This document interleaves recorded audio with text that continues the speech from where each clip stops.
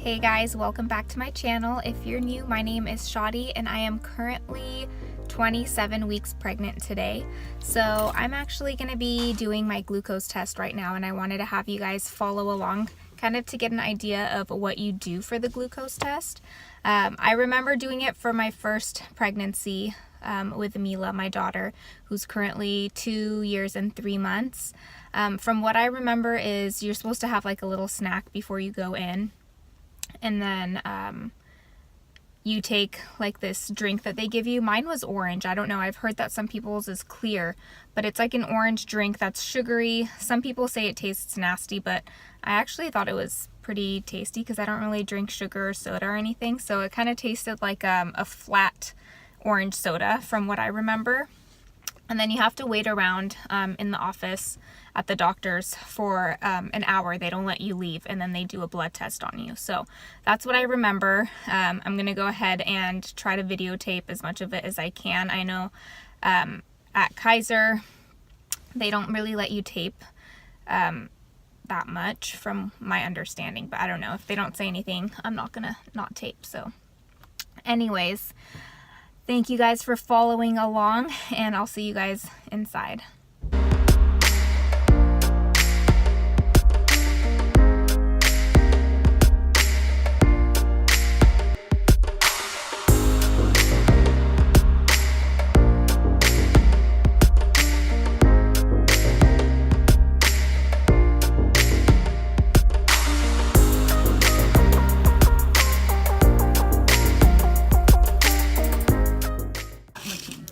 Yes. Check it out.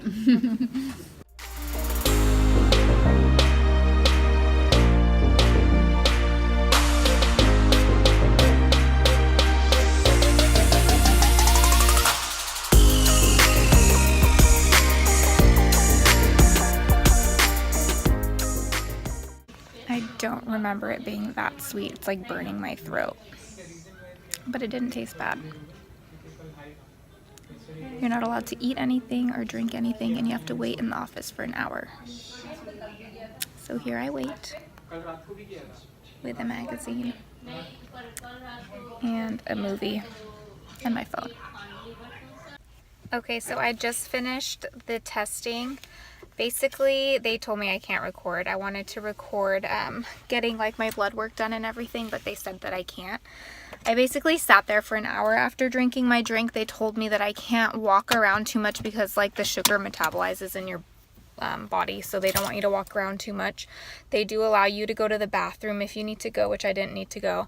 You're not allowed to drink anything or eat anything while you're waiting there, so it was pretty dang boring. I just sat there and I was actually looking on Pinterest for ideas of like what to do with the baby's nursery.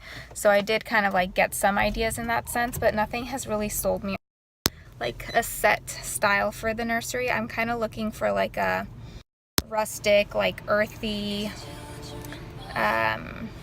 look for the nursery, but I haven't really found anything that's like caught my attention. Like I knew with Mila's nursery what I wanted it to look like as soon as I like had the idea, but this time around I'm still deciding. Anyways, basically I just sat in the office for an hour, and then they called me up and I went and I got my blood work done, and then they told me that I get my results in 24 hours so that I can check online in 24 hours to see if I passed or failed the test, and then depending on the results, if I failed, then I have to do another test. So I anticipate that I'm not gonna fail the test. I think I'll pass it. I did with my first, so I don't think I have the gestational diabetes, but then again, you never know. Each pregnancy is so different, so we'll figure it out as we go along, and I'll let you guys know my results as soon as I find out.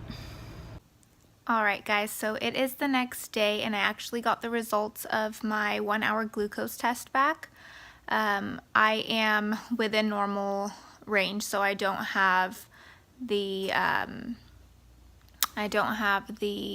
gestational diabetes at this time.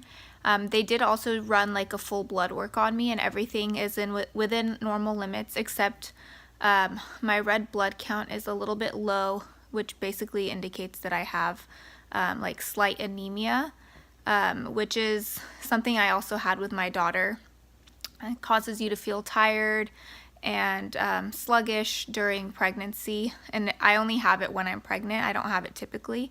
So one thing that they suggested to me during my last pregnancy was to take iron pills or eat foods that are richer like in iron, like red meats and things like that, liver, things of that sort. Last time I decided not to take the iron pills because one of the side effects that my doctor had told me was that it can cause constipation, and I'm just like one of those people, if I'm not regular, like it affects my entire mood. I don't know if that's like too much information for you guys, but if I don't go to the bathroom regularly, like I'm like a different person. So that was like out of the question for me. So I just made sure to eat foods that were higher in iron, red meats, spinach, things like that. So I think I'm going to do the same. I don't know how severe my anemia is.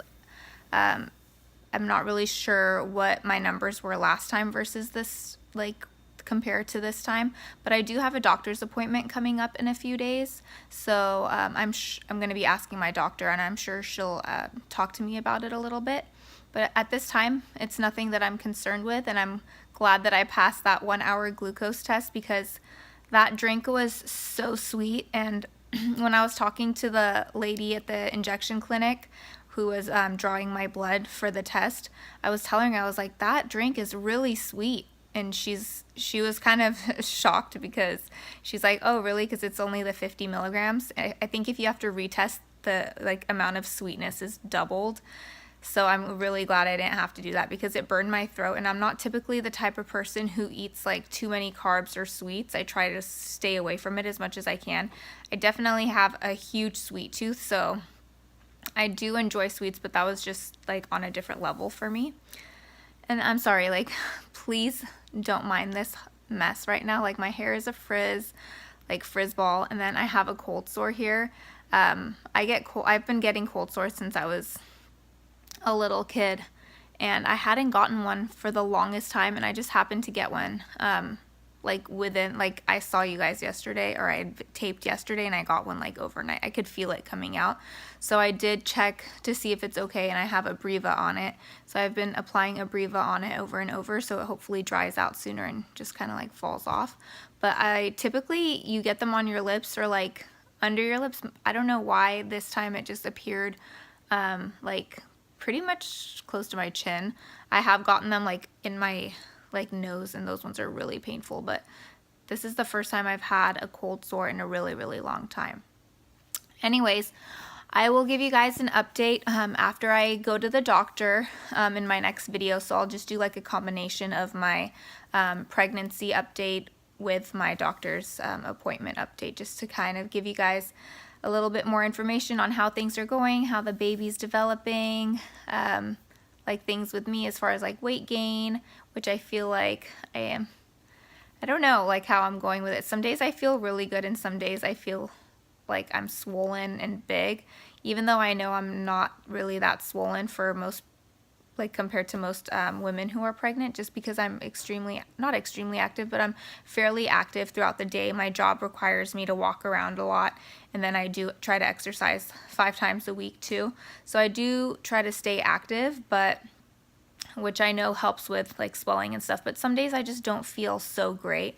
I have like major down days. I have days where I feel like I've looked so big, but I know it's like typical with pregnancy. But anyways, I'll give you guys an update in my next video with my doctor's appointment and my pregnancy update. But I just wanted to have you guys follow along on the glucose 1-hour glucose test, just in case you guys are curious what you have to do for it. I mean, it's nothing really crazy, but those were my results, and that was my experience and my opinion. If you guys like this video, give it a thumbs up. Don't forget to subscribe if you haven't already, and I'll catch you guys in my next video. Take care.